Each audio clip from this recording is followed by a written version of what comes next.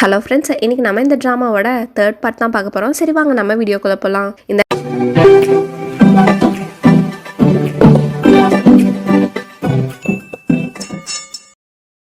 வீடியோவோட ஸ்டார்டிங்லேயே June family தான் இப்போ ஹெட்டாக இருக்காங்க. அவங்களுக்கு அடுத்து இந்த பதவிக்கு வர்றதுக்கு தேவையான பொறுப்புகள்லாம் இருக்க ஃபேமிலியில் இருக்க அப்பாவும் பையனும், அதாவது சென்சாங் யூஜோ, இவங்க 2 பேரும் சேர்ந்து அங்கே இருக்க ஆட்களை எல்லாம் கூட்டிகிட்டு வந்து ஜூன் ஃபைஃபனை காணோம், இந்த விஷயத்தை இவங்க நம்ம கிட்ட வந்து மறைச்சிட்டு இருக்காங்க அப்படிங்கிற மாதிரி பேசிட்டு இருக்காங்க. ஹீரோயினோட அப்பாவும் எவ்வளவோ சொல்லி பார்க்குறாங்க, இந்த விஷயத்த நாங்கள் மறைக்கணும்னு நினைக்கல, இதை பற்றி இங்கே இருக்க கவுன்சிலர்கிட்டையுமே சொல்லியிருக்கோம், அவங்களுமே ஹீரோயினை தேடிக்கிட்டு தான் இருக்காங்க, சீக்கிரமாகவே அவங்கள கண்டுபிடிச்சிருவோம், அவங்க காணாமல் தான் போயிருக்காங்களே தவிர இன்னும் சாகலை அப்படிங்கிற மாதிரி சொல்லிட்டு இருக்காங்க.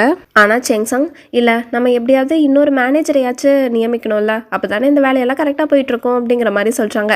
ஆனா ஹீரோயினோட அப்பா செம கடுப்பாகிறாரு. என்ன நீ ஜூன் ஃபைஃபனை பத்தி யோசிக்காம இப்ப பதவிக்கு வராத பத்தி யோசிச்சுட்டு இருக்கியா அப்படின்னு கேட்டுட்டு இருக்காங்க. இல்ல என்னதான் நம்ம தனிப்பட்ட விஷயங்கள் இருந்தாலும் நம்ம இப்போ தொழில்களை பத்தி தானே யோசிக்கணும், நம்மள நம்பி எத்தனை பேர் இருக்காங்க அப்படிங்கிற மாதிரி பேசிட்டு இருக்காங்க. ஆனா ஹீரோயினோட அப்பா எப்படியோ சமாளிச்சு அங்க இருக்கவங்க எல்லாம் அமுச்சு விட்டுறாங்க. ஹீரோயினோட அப்பா வீட்டுக்கு போனா ஹீரோயினோட தங்கச்சியுமே பையன் மாதிரி வேஷம் போட்டுட்டு அங்கிருந்து ஹீரோயினை தேடி போறக்கு கிளம்பிட்டு இருக்காங்க. இதை கரெக்டா அவரும் கவனிச்சுட்டு வந்து செமையா திட்டுறாரு. ஆல்ரெடி இப்பதான் ஹீரோயினை காணோம், இப்ப நீயும் போயிட்டு இருக்கியா அப்படின்னு கேட்டுட்டு இருக்காங்க. அதுக்கு அவங்க தங்கச்சியும், இப்ப என்ன அக்காவை காணோம், நான் இப்படியே அமைதியா இருக்கணும்னு நினைச்சிட்டு இருக்கீங்களா, அது மட்டும் இல்லாம அவளுமே பையன் மாதிரி தானே வேஷம் போட்டு போனா, நான் எப்படியாவது போய் அவளை கண்டுபிடிச்சிட்டு வந்துருவேன் அப்படின்னு சொல்லிட்டு இருக்காங்க. ஆனா ஹீரோயினோட அப்பா அதெல்லாம் கேட்கற மாதிரியே தெரியல. அவ வருஷ கணக்கா வெளியே தொழில்களுக்காக போய்கிட்டு இருக்கா, அவளுக்கு அதோட நேக்கெல்லாம் தெரியும். ஆனா இப்ப அவளையே காணோம், இந்த டைம்ல நீ போய் என்ன பண்ண போற, ஒழுங்கா வீட்டுல அடுத்த நியூஸ்க்கு வேண்டி வெயிட் பண்ணிக்கிட்டு கண்டிப்பா அவளை எப்படியாவது கண்டுபிடிச்சு கூட்டிட்டு வந்துருவோம் அப்படின்னு சொல்லிட்டு இருக்காரு. ஹீரோயினும் ஹீரோ கிட்ட போய், நான் உங்க உயிரையே காப்பாத்திருக்கேன், ஆனா நீங்க எனக்கு எந்த ஹெல்ப்புமே பண்ணலையே, நீங்க வேணா எனக்கு ஏன் ஏதாவது ஹெல்ப் பண்ணக்கூடாது அப்படிங்கிற மாதிரி கேட்டுட்டு இருக்காங்க. அதுக்கு ஹீரோவும் சரி சொல்லு, உனக்கு என்ன ஹெல்ப் வேணும் அப்படின்னு கேட்கும்போது ஹீரோயினும், ஏன்னா ஜிசி அங்க கூட்டிட்டு போறீங்களா அப்படிங்கிற மாதிரி கேட்டுட்டு இருக்காங்க. ஹீரோவும் அதுக்கு காரணம் என்ன அப்படின்னு கேட்கும்போது ஹீரோயினும் அவங்க கிட்ட இருக்க ஜேடெல்லாம் காமிக்கிறாங்க. ஜூன் ஃபைஃபன் ஜேடெல்லாம் விற்பனை பண்ணிட்டு இருந்தாரு, அதுக்கான பெஸ்ட் ஸ்டோனையும் கண்டுபிடிச்சிட்டு இருந்தாரு, அது ஜிசி அங்கே தான் கிடைக்கும், அதனால நான் அங்க போகணும்னு நினைக்கிறேன், அப்படியே அது அவருக்கும் ஹெல்ப் ஆன மாதிரி இருக்கும்ல அப்படிங்கிற மாதிரி சொல்லிட்டு இருக்காங்க. ஆனா அதுக்கு ஹீரோ, பேக்ஸ்வான்லயே விலை உயர்ந்த ஜேடுகள்லாம் இருக்கும்போது நீ எதுக்காக ஜிசியாங்க்கு போகணும்னு நினைக்கிற, இங்கேயே ஏகப்பட்ட ஸ்டோன்ஸ் இருக்கே அப்படின்னு சொல்லிட்டு இருக்காங்க, அதுவும் அதெல்லாம் ரொம்பவுமே குவாலிட்டியானதாகவும் இருக்கும் அப்படின்னு சொல்லிட்டு இருக்காங்க.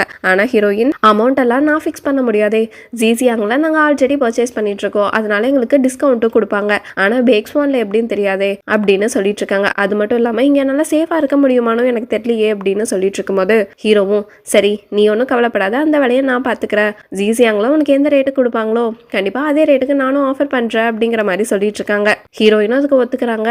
ஆனா ஹீரோ டக்குன்னு ஹீரோயின் கிட்ட இருக்க ஜேடையும் வாங்கிடுறாங்க. இதனால ஹீரோயினும் டக்குன்னு போய், ஹீரோ ரொம்ப பொத்தி பாதுகாத்து வச்சுட்டு இருப்பாரு ஒரு கத்தியா, அதை தூக்கிட்டு வந்துடுறாங்க. ஹீரோ செம டென்ஷன் ஆயிடுறாரு. நீ ஃபர்ஸ்ட் அதை கொடு அப்படின்னு கேட்டுட்டு இருக்காங்க. ஆனா ஹீரோயின், நீங்க ஃபர்ஸ்ட் என்னோட ஜேடை கொடுங்க அப்படின்னு 2 பேரும் மாத்தி கேட்டுட்டு இருக்காங்க. கடைசியில சரி நீங்க சொன்ன விஷயங்களுக்கெல்லாம் வாக்குறுதியா நான் இந்த கத்தியை வச்சுக்கிறேன், நீங்க அந்த ஜேடு வச்சுக்கோங்க அப்படிங்கிற மாதிரி பேசி முடிச்சிடுறாங்க. ஆனா ஹீரோ கிளம்பும் போதும் அந்த கத்தி பத்திரம் அப்படின்னு சொல்லி கத்துறாரு. ஹீரோயினுமே அப்போ என்னோட ஜேடும் பத்திரம் அப்படின்னு சொல்லி கத்திட்டு தான் அங்கிருந்து கிளம்புறாங்க. ஹீரோவும் போய் ஜாங்கோட அம்மாவை சாமி கும்பிட்டு வராங்க.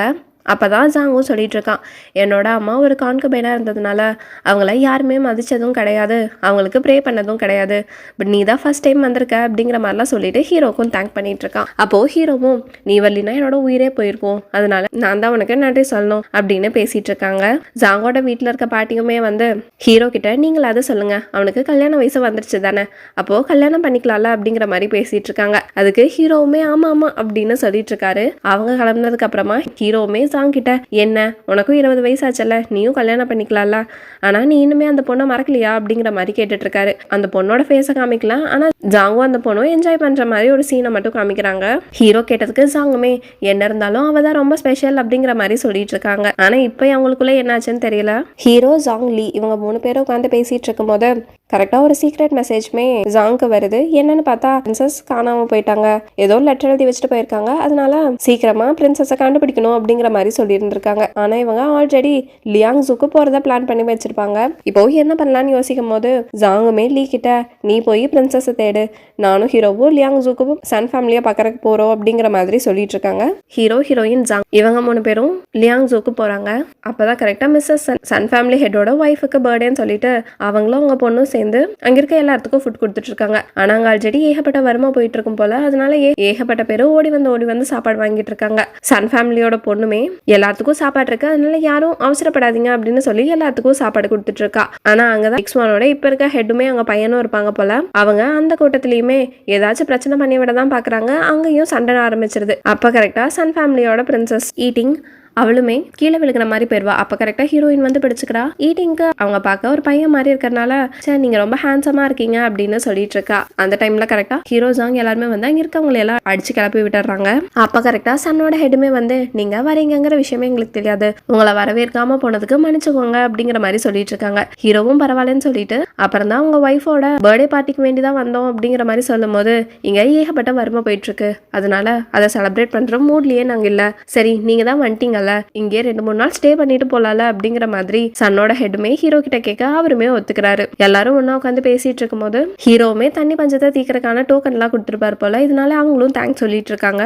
ஹீரோ ஜாங் இவங்க 2 பேரும் எப்படியாவது சன் ஃபேமிலியோட சப்போர்ட்டா வாங்கணும், அப்பதான் அந்த உல்ஃப் ஃப்ளவர் காம்படிஷன்ல ஜெயிக்க முடியும் அப்படிங்கிற மைண்ட் செட்ல இருக்காங்க. இப்ப பேக்ஸ்மானோட ஹெட்டா இருக்கிறவரு சன் ஃபேமிலியோட சொந்தக்காரங்க, இதனால கண்டிப்பா அவங்களுக்கு தான் சப்போர்ட் பண்ணுவாங்க.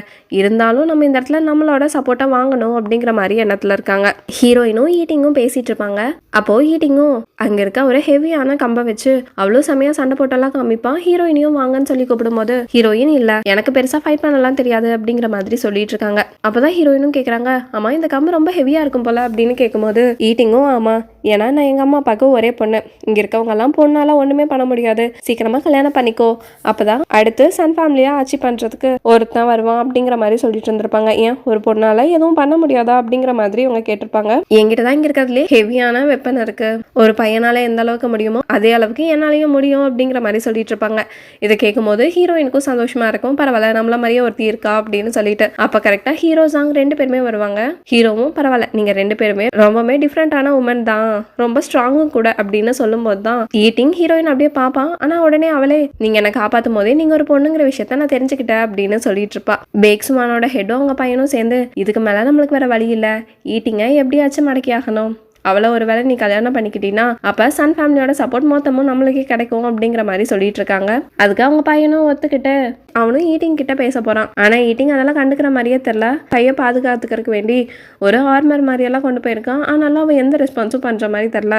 அப்பதான் அவன் சொல்றான் நீ சீக்கிரமா கல்யாணம் பண்ணிக்க வேண்டியதானே, அப்பதான் உன் ஃபேமிலியை பாதுகாத்துக்கிறதுக்கு ஒரு ஆள் வர முடியும் அப்படிங்கிற மாதிரி சொல்லிட்டு இருக்காங்க. ஆனா ஈட்டிங் ஓ நீ என்ன கல்யாணம் பண்ணிக்கிற ஐடியாவில் இருக்கியா, சரி என்னோட மார்ஷியல் ஆர்ட்ஸை விட யாரது இன்னும் அதிகமாக இருக்கோ நான் அவங்கள தான் கல்யாணம் பண்ணிக்கலான்ட்டு இருக்கேன், என் கூட சண்டை போடு, சப்போஸ் நீ ஜெயிச்சிட்டினா அதுக்கப்புறம் பார்த்துக்கலாம் அப்படின்னு சொல்லிட்டு இருக்காங்க. ஈட்டிங்கும் சரின்னு சொல்லிட்டு சண்டையும் ஆரம்பிக்கிறாங்க. ஆனால் ஈஸியாகவே ஈட்டிங் ஜெயிச்சிடுறாங்க. இதனால ஈட்டிங்கும் அவங்ககிட்ட போ அந்த ஆர்மரை வச்சு உன்னை நீ ஃபர்ஸ்ட் பாதுகாத்துக்கோ அப்படின்னு சொல்லிட்டு அவனையும் நோஸ் கட் பண்ணி அமுச்சு விட்டுடுறாங்க. பிரின்சஸும் மெயினாக தப்பிச்சு ஓடி வந்ததே எப்படியாவது ஹீரோவை பார்க்கணும் அப்படிங்கிறதுக்காக தான் போல. அவங்களும் குவிமினை உட்கார வச்சுட்டு சரி என் பிரதருக்கு என்ன கிஃப்ட் பண்ணலாம் அப்படிங்கிற மாதிரி கேட்டுட்டு இருக்கான். அப்போ அங்க ஒரு மெட்டீரியல் இருக்கு, அதை பார்த்துட்டு இருக்கான். இதை கிஃப்ட் பண்ணலாமா, ஆனா இதோட மெட்டீரியல் நல்லாவே இல்லையே, சரி நம்ம ஏன் கோசியை கிஃப்ட் பண்ணக்கூடாது அப்படின்னு கேட்டோன்னா அவன் ஒரு மாதிரி பாக்குறான்.